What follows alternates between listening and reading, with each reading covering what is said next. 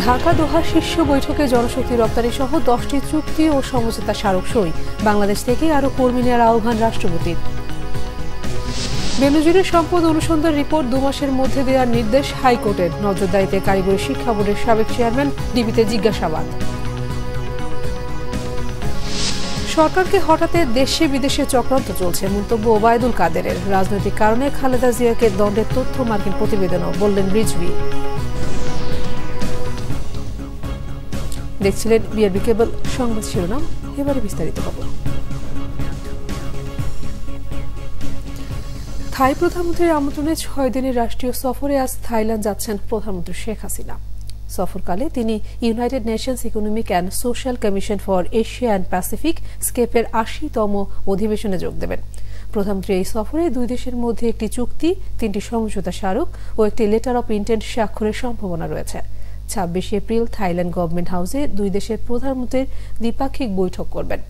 একই দিন তার সৌজন্যে আয়োজিত রাষ্ট্রীয় ভোজসভায় যোগ দেবেন বাংলাদেশের প্রধানমন্ত্রী। সফরে প্রধানমন্ত্রী শেখ হাসিনা থাই রাজা ও রানীর সঙ্গেও সাক্ষাৎ করবেন। প্রধানমন্ত্রী দেশে ফিরবেন 29 এপ্রিল।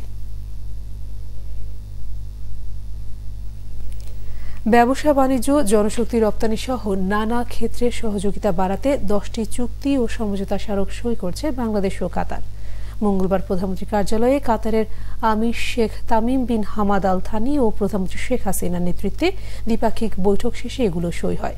প্রধানমন্ত্রীর কার্যালয় থেকে ভিডিও কনফারেন্সে নিজের নামে রাজধানীর কারশিতে একটি পার্ক ও একটি উড়াল সড়ক নামকরণ উদ্বোধন করেন কাতারের আমির। রুকনুজ্জামানের রিপোর্টে রয়েছে বিস্তারিত। মধ্যপ্রাচ্যে বাংলাদেশের অন্যতম শ্রমবাজার কাতার। সেখানে কর্মরত প্রায় 4 লাখ বাংলাদেশি। আমদানির মাধ্যমে বাংলাদেশের জ্বালানি চাহিদার বড় অংশেরও যোগান দেয় কাতার।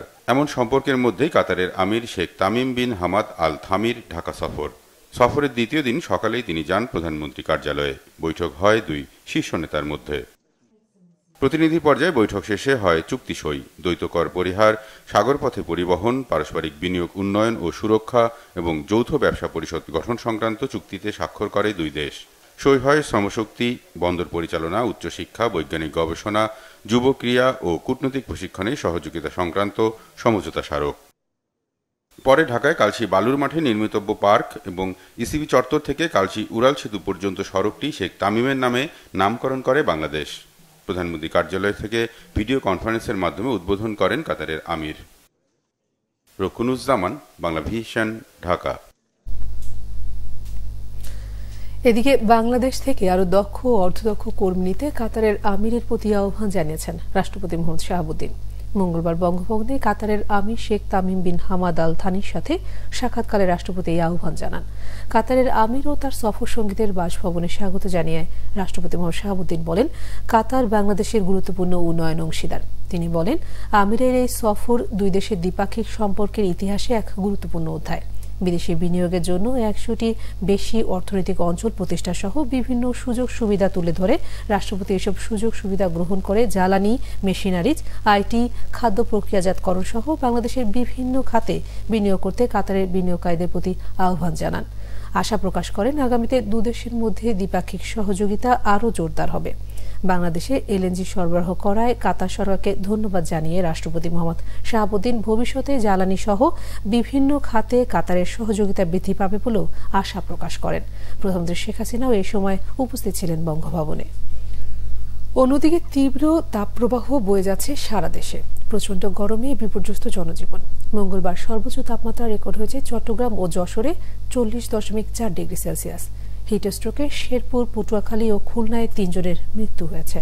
তাপদাহ থেকে মুক্তি পেতে বৃষ্টির জন্য ইস্তেস্কার নামাজ আদায় হয়েছে দেশের বিভিন্ন জায়গায়। বিস্তারিত দেখুন ডেস্ক রিপোর্টে।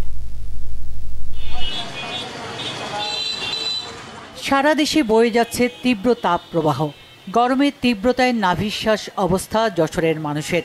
অতি গরম আর প্রখর রোদের কারণে সকাল 10টার পর লোকজন ঘর থেকে বেরোতে পারছেন না।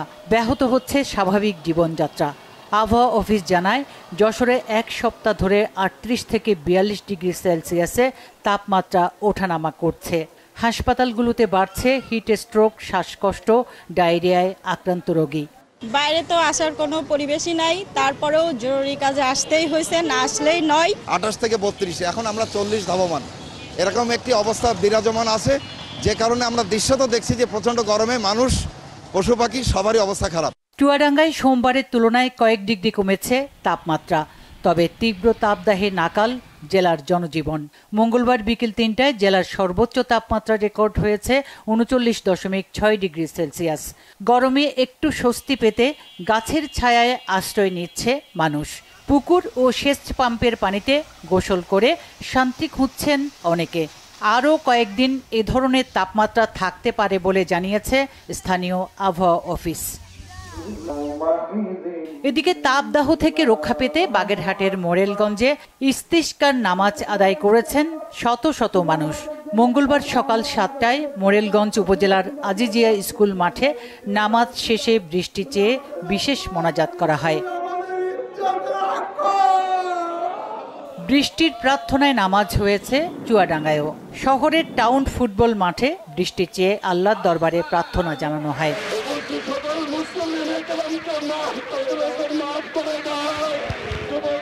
বৃষ্টি চেয়ে নামাজ আদায় হয়েছে খুলনার শহীদ হাদিস পার্কেও। স্থানীয়রা জানান, দীর্ঘদিন অনাবৃষ্টির কারণে নদী, নালা, খাল, বিল, পুকুর শুকিয়ে গেছে, ফসলেরও ক্ষতি হচ্ছে। এ থেকে পরিত্রাণ চেয়ে পরম করুণাময়ের কাছে প্রার্থনা করা হয়েছে। এদিকে এই উত্তপ্ত আবহাওয়া এপ্রিল মাস জুড়ে অব্যাহত থাকবে বলে জানিয়েছে আবহাওয়া অফিস। সুচরিতা সূচি, বাংলা ভিশন নিউজ ডেস্ক। তীব্র তাপদাহ আর ঘন ঘন লোডশেডিংয়ে চরমভাবে বিপর্যস্ত শিল্প কারখানার উৎপাদন। শ্রমিকরা গরমে হাঁসফাঁস করায় তৈরি পোশাক কারখানার উৎপাদনশীলতা কমছে বেশ খানিকটা। বাড়তি তাপ আর বিদ্যুতের ঘন ঘন আসা যাওয়ায় নষ্ট হচ্ছে যন্ত্রপাতিও। এই অবস্থায় রপ্তানি আদেশ বাড়লেও সময় মতো পণ্য সরবরাহ নিয়ে দুশ্চিন্তায় রপ্তানিকারকরা। আরও জানাচ্ছেন জিয়াউল হক সবুজ। দেশজুড়ে চলা তীব্র তাপপ্রবাহের কারণে অতিষ্ঠ জনজীবন। গরমের প্রভাব পড়েছে শিল্প কারখানার উৎপাদনেও। প্রচণ্ড গরমে নির্ঘুম রাত কাটায়, কর্মস্থলে গিয়ে কাজে পুরোটা মনোযোগ দিতে পারছেন না শ্রমিকরা। এর ফলে উৎপাদনশীলতা ব্যাহত হচ্ছে জানিয়েছেন রপ্তানিকারকরা। এত এক্সট্রিম হিটের দিয়ে আমরা যাচ্ছি, প্রোডাক্টিভিটি আমরা নিজেরা দেখতে পাচ্ছি যে ড্রাস্টিক্যালি কিন্তু ফল করতেছে, because they are not feeling comfortable. এখন বাসায় বলেন, অফিসে, ফ্যাক্টরিতে, হ্যাঁ factory environment relatively better, but বাসায়ও কিন্তু তারা যেই হিটটা ফেস করছে, যখন সারাদিন পর যখন সকালবেলা যখন আসে, দে আর ভেরি মাচ ফ্যাটিগড। এটা কিন্তু ডিরেক্টলি আমাদের প্রোডাক্টিভিটিকে ইম্প্যাক্ট করতেছে। ন্যাচারাল গ্যাসের যে কোনো ধরনের ইঞ্জিনে যেটা হয় যে আপনার অ্যাম্বিয়েন্ট টেম্পারেচার বেড়ে গেলে তখন এই ইঞ্জিনের এফিসিয়েন্সি কমে যায়, কিংবা অন্যভাবে বললে যে ক্যাপাসিটি, আউটপুট ক্যাপাসিটি আপনার বেশ অনেকখানি কমে যায়। সেটা ক্ষেত্রভেদে 10 থেকে 20% লেভেলও হতে পারে। তো এই অবস্থায় আসলে একদিক দিয়ে যেমন সাপ্লাই কমে যায়, আবার অন্যদিকে আপনার কিছু কিছু কারণে চাহিদাও বেড়ে যায়। গরমের কালে মানুষ সবচেয়ে বেশি এসি ইউজ করার চেষ্টা করে, সো এটাও একটা ফ্যাক্টর। গরমের তীব্রতার সঙ্গে পাল্লা দিয়ে বেড়েছে লোডশেডিংও। অন্যদিকে এখনও দূর হয়নি গ্যাসের সংকট। সব মিলিয়ে কারখানার উৎপাদন চরমভাবে ব্যাহত হচ্ছে দাবি ব্যবসায়ীদের। অ্যাভারেজে 3 থেকে 4 ঘন্টা কিন্তু লোডশেডিং এখন অনেক ফ্রিকোয়েন্ট হচ্ছে। So in terms of this weather, এই ওয়েদারও যদি এই ধরনের লোডশেডিং হতে থাকে আর যে জেনারেটর যদি ফেল করতে থাকে, তাহলে আপনি ঠিকমতো বুঝতেই পারতেছেন যে কী ধরনের আমরা নেগেটিভলি ইম্প্যাক্টেড পড়ব in terms of not only productivity but overall আমাদের যে ইন্ডাস্ট্রি এখন যে ক্রাইসিসটা দিয়ে যাচ্ছে। কিছু তো সমস্যা সবসময় থাকে। পাওয়ার গ্রিডের ইস্যুটা, মোটামুটি সমস্যাটা যদি আমি এক কথায় বলি যে মোর দেন সাপ্লাই প্রবলেম, পাওয়ার গ্রিডের আসলে এক্সপানশন এবং কিছু কিছু জায়গায় আপগ্রেডেশন খুব জরুরি। সেই কাজগুলো যত তাড়াতাড়ি সম্ভব হবে তত তাড়াতাড়ি সিস্টেমটা ইমপ্রুভ করবে। স্বাভাবিক উৎপাদনশীলতা বজায় রাখতে কারখানার পাশাপাশি বাসাবাড়িতেও নিরবচ্ছিন্ন বিদ্যুৎ সরবরাহ চান ব্যবসায়ীরা। জিয়াউল হক সবুজ, বাংলা ভিশন, ঢাকা। সাবেক আইজিপি বেনজির আহমেদ ও তার পরিবারের সদস্যদের অবৈধ সম্পদের অভিযোগ অনুসন্ধানের অগ্রগতি প্রতিবেদন 2 মাসের মধ্যে আদালতে দাখিল করতে দুদককে নির্দেশ দিয়েছে হাইকোর্ট। এই বিষয়ে রিটের প্রাথমিক শুনানি করে মঙ্গলবার এই আদেশ দেন বিচারপতি নজরুল ইসলাম তালুকদার ও বিচারপতি কাজী ইবাদত হোসেনের বেঞ্চ। সরকারি কর্মকর্তাদের সম্পদের তথ্য জানতে ভারতের মতো অ্যাসেট ডিক্লারেশন আইন করার পরামর্শ উঠে আসে আদালতে। তাইমুর রশিদের রিপোর্ট। সাবেক আইজিপি বেনজির আহমেদের বিরুদ্ধে বিপুল পরিমাণ অবৈধ সম্পদ অর্জনের তথ্য সম্প্রতি উঠে আসে দেশের বেশ কিছু গণমাধ্যমে। বেনজির আহমেদ ও তার পরিবারের সদস্যদের সম্পদের অনুসন্ধান চেয়ে রিট করেন এক আইনজীবী। মঙ্গলবার রিটটি শুনানির জন্য আসে। শুনানিতে রিটকারীর আইনজীবী আদালতকে বলেন, এরই মধ্যে তদন্ত কমিটি হয়েছে, দুদক যেন নামকা ওয়াস্তে তদন্ত করে ক্লিয়ারেন্স সার্টিফিকেট না দেয় সে বিষয়ে আদালতের আদেশ চান রিটকারী। তবে বেনজির আহমেদের আইনজীবীরা বলেন, এ ধরনের আদেশ দিলে তদন্তে প্রভাব পড়তে পারে। দুদকের আইনজীবী আদালতকে বলেন, অনুসন্ধান প্রক্রিয়া আগেই শুরু হয়েছে, তাই দুদকের কোনো নিষ্ক্রিয়তা নেই এখানে। সব পক্ষের বক্তব্য শুনে 2 মাসের মধ্যে অনুসন্ধানের অগ্রগতির রিপোর্ট দিতে দুদককে নির্দেশ দেয় আদালত। প্রায় 10,000-এর বেশি মামলা, এই এলিগেশনস, দুর্নীতি দমন কমিশন লন্ডি সার্ভিস দিয়েছে, অর্থাৎ ক্লিয়ার করে দিয়েছে।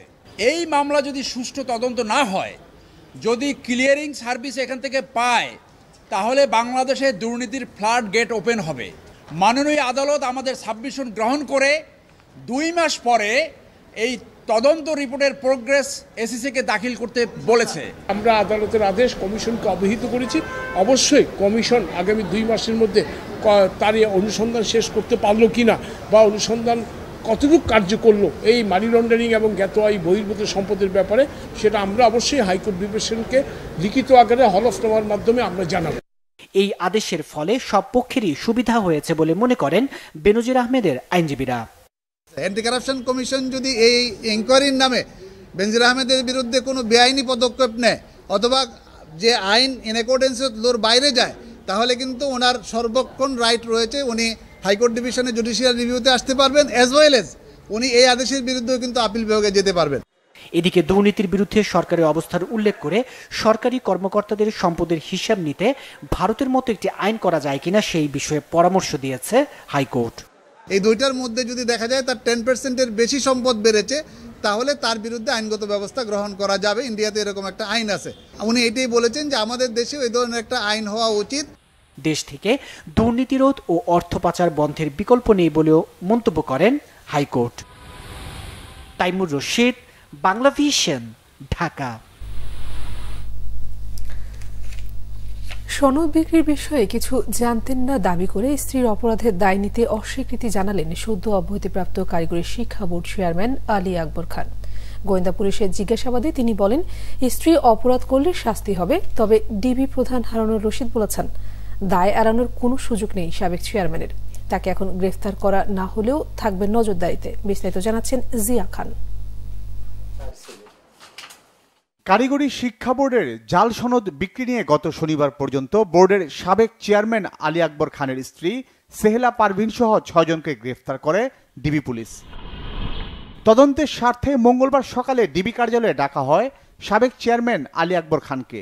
প্রায় 5 ঘন্টা জিজ্ঞাসাবাদ শেষে সেখান থেকে বের হন তিনি। এরপর মুখোমুখি হন সাংবাদিকদের। দুর্নীতির বিষয় জানার পরও কেন ব্যবস্থা নেওয়া হয়নি এমন প্রশ্নের কোনো সুস্পষ্ট জবাব দিতে পারেননি তিনি।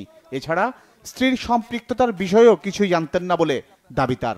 আমার মতামত আমি জানি না, তাই ভুল করছি কিনা আমি জানি না। ডিবির কথা আমি ভিত্তিহীন বলবো না, কারণ তো আমি সফটওয়্যারের ভিতরে আমি ঢুকতে পারি না।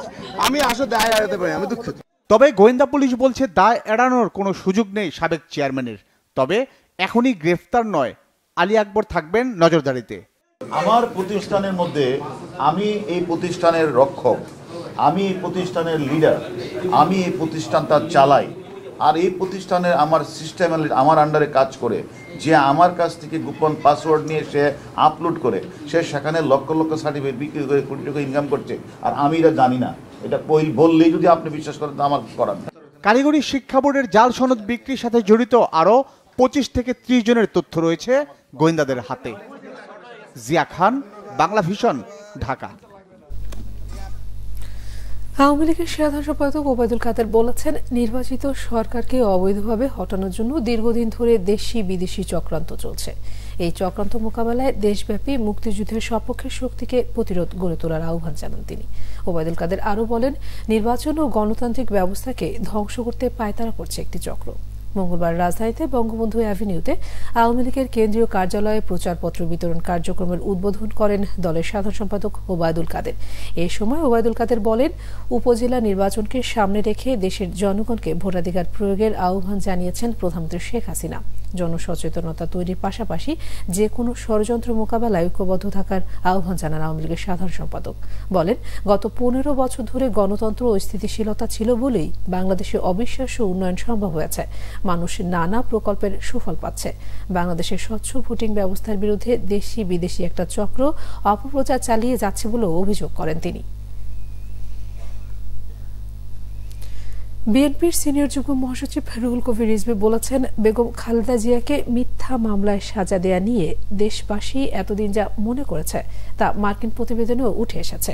বলেন, বিরোধী দলকে দমনে গুম, বিচার বহির্ভূত হত্যা ও ধারাবাহিক খুনের এক ভয়াবহ মানবাধিকার লঙ্ঘনের বাতাবরণ তৈরি করা হয়েছে।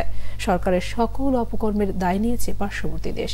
মঙ্গলবার নয়াপল্টনে দলের কেন্দ্রীয় কার্যালয়ে সংবাদ সম্মেলনে রুহুল কবির রিজভী বলেন, বেগম খালেদা জিয়াকে রাজনীতি থেকে দূরে রাখার জন্যই যে রাজনৈতিক উদ্দেশ্যে মিথ্যা মামলায় সাজা দিয়ে বন্দী করা হয়েছে তা আজ দেশ বিদেশে সর্বজনবিদিত। যুক্তরাষ্ট্রের মানবাধিকার রিপোর্টেও সেটি উল্লেখ করা হয়েছে। বলা হয়েছে, বিরোধী নেতাকর্মীদের গ্রেফতার ও শান্তিপূর্ণ সভা সমাবেশে বাধা দেওয়া সহ বিভিন্ন অবনতিশীল মানবাধিকার পরিস্থিতি তৈরি হয়েছে। বাংলাদেশিদের বিএসএফ এর নির্বিচারে হত্যা ও নির্যাতনের ঘটনার তীব্র নিন্দা ও প্রতিবাদ জানান রুহুল কবির রিজভী। সংবাদ শেষ করব বিআরবি কেবল শিরোনামগুলো আরেকবার জানিয়ে। ঢাকা দোহা শীর্ষ বৈঠকে জনশক্তি রপ্তানি সহ 10টি চুক্তি ও সমঝোতা স্মারক সই। বাংলাদেশ থেকে আরও কর্মী নেওয়ার আহ্বান রাষ্ট্রপতি। বেনজিরের সম্পদ অনুসন্ধান রিপোর্ট 2 মাসের মধ্যে দেওয়ার নির্দেশ হাইকোর্টের। নজরুলের দায়িত্বে কারিগরি শিক্ষা বোর্ডের সাবেক চেয়ারম্যান ডিবিতে জিজ্ঞাসাবাদ। সরকারকে হটাতে দেশ বিদেশের চক্রান্ত চলছে, মন্তব্য ওবায়দুল কাদেরের। রাজনৈতিক কারণে খালেদা জিয়াকে দণ্ডের তথ্য মার্কিন প্রতিবেদনও, বললেন রিজভী। এই ছিল এখনকার মতো। পরের সময় সকাল 10টায়, এর আগে 9টায় রয়েছে নিউজ টপ 10 দেখার আমন্ত্রণ রইল। এছাড়া বাংলাভিশন সংবাদ এবং সংবাদ সংশ্লিষ্ট অনুষ্ঠান দেখতে ভিজিট করুন www.bvnews24.com ও facebook.com/বাংলাভিশন নিউজ এবং সাবস্ক্রাইব করুন youtube.com/বাংলাভিশন নিউজ। ধন্যবাদ সবাইকে।